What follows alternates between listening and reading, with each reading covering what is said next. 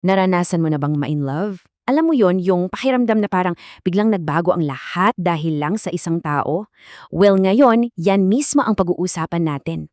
Titingnan natin kung paano ang pag-ibig, lalo na ang pag-ibig para kay Jesus, ay kayang-kayang baguhin ang buong buhay natin, mula sa kaloob-looban hanggang sa panlabas na kilos. Ito ang pinakasimpleng katotohanan na simula ng lahat. Ang pagiging in love kasi, hindi lang yan basta emosyon. Isa yang malakas na puwersa na binabago ang pananaw mo sa buhay. 'Di ba? Parang biglang nagkakakulay ang dating black and white na mundo. Yung mga simpleng bagay, biglang nagkakaroon ng malalim na kahulugan. Okay, so para mas maintindihan natin yung lalim ng pagbabagong to, may ikukwento ako sa inyo. Siguradong makaka-relate kayo rito. Imagine niyo to, may isang estudyante at may required reading siya na grabe sobrang boring. Yung tipong bawat salita, pampatulog.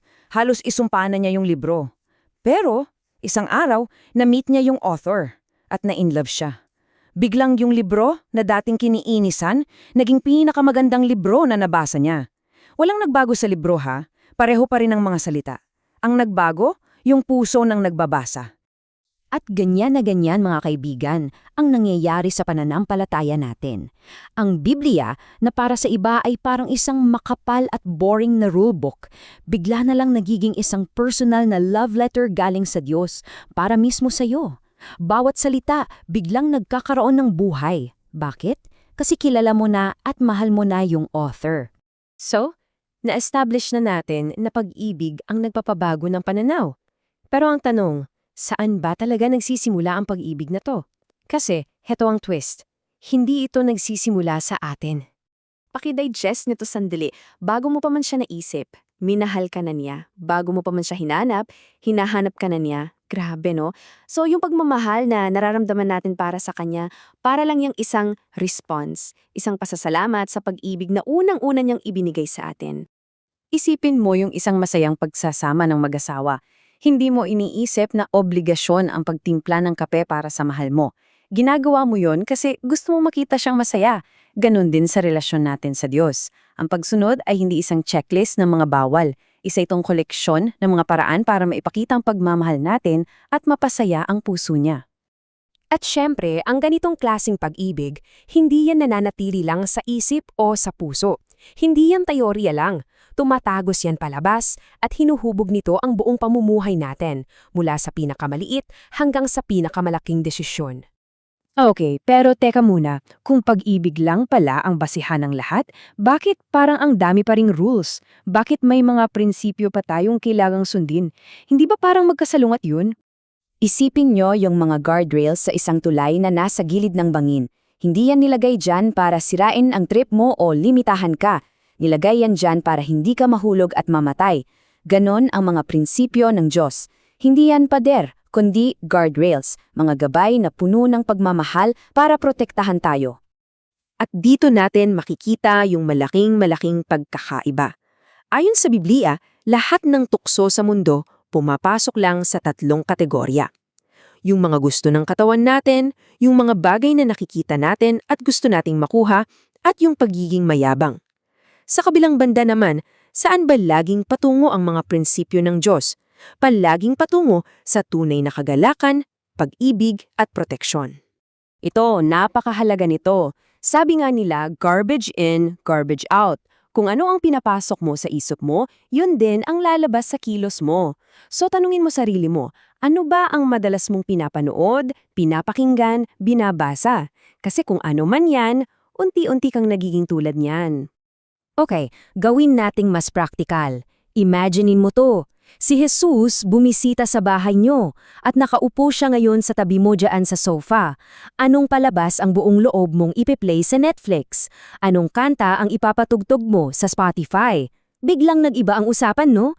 That changes things, doesn't it? Para hindi tayo nanghuhula, ang Biblia mismo nagbigay ng mga halimbawa. Basically, kung yung pinapanood mo or pinapakinggan mo ay pinopromote o ginagawang normal yung mga bagay na tulad ng awayan, inggitan, kalaswaan, paglalasingan, well, yun na yun red flag na yun. Alam ko, ang daling sabihin na, wala namang masama dito, o para sa akin, okay lang naman to. Pero heto ang paalala mula sa kasulatan, kung minsan yung akala nating tama, hindi pala yun ang tamang daan. Yung sarili nating feelings pwedeng magkamali. At kung hindi pa yun sapat, heto pa ang isa, mas direkta. Pero tandaan, hindi ito sinasabi para husgahan tayo. Sinasabi ito para protektahan tayo. Kasi yung puso natin, madaling malinlang. Kaya kailangan natin ng gabay na mas matatag kesa sa sarili nating emosyon. At dito na tayo sa pinakapuso ng usapan natin. Baka kasi isipin nyo, puro na lang rules, puro na lang bawal, hindi. Ang pinakamahalagang tanong ay hindi ano, kundi bakit. Ang usapan natin ay tungkol sa motibo ng puso. Parang puno ng mangga, hindi siya nagpupumilit na magbunga ng mangga. Natural lang yun sa kanya, kasi puno siya ng mangga. Ganyan din sa isang Kristiyano. Hindi tayo gumagawa ng mabuti para maligtas. Gumagawa tayo ng mabuti dahil ligtas na tayo. Yung mabubuting gawa, natural na bunga lang yun ng pusong binago ng pag-ibig. So, para hindi na maging komplikado, gawin nating simple.